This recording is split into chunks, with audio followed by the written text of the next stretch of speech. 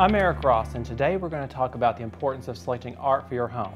Now, art is a very individualized product, and a lot of my clients are concerned when I start suggesting what I'm going to pick for their homes.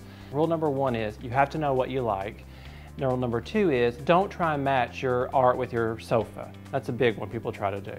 Rule number three is try and get a large enough piece that's going to fill a lot of wall space. You don't want a lot of negative wall space when it comes to art. You want to fill up as much wall space as you can. Again, most of the time when I'm going into homes and my clients have existing art, the things are much smaller than they need to be. And I think it's because people are just afraid to go too big. In this instance, we really went large because I wanted to make a bold statement as you came in from the great room into our den. As you're standing in the great room, it pulls you forward. And so the size really plays an important role here in the overall design because I want to grab your attention when you walk into the room.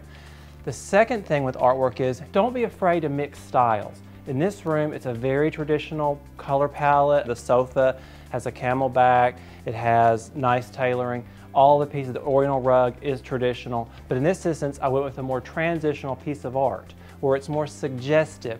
This suggests trees on the side here. This suggests a village, but it really could be anything. What happens when you put more of a transitional piece of art with traditional furniture is it creates more juxtaposition, which then creates tension in the room. This tension creates just a more dynamic overall environment and makes the room more exciting, creates more energy. And when you think of artwork, don't necessarily think of a picture in a frame. In this instance, we use dishes on the wall in a nice traditional arrangement. This is another sort of rule that I have, which is I always place things, if I'm doing a grouping, symmetrically up and down. I never go diagonally because it just creates a little more unevenness. This really creates more of a statement, a stronger visual statement while keeping all of your lines straight.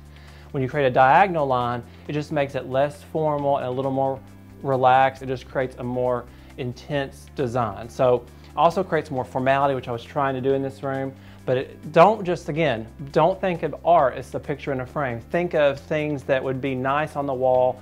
It could be sconces, which I've done here just to rest the plate on. It could be salvaged antique remnants from homes, pediments to buildings. So just look outside the box when you're thinking about what to put on your walls. Be sure and check out ericrossinteriors.com for more information.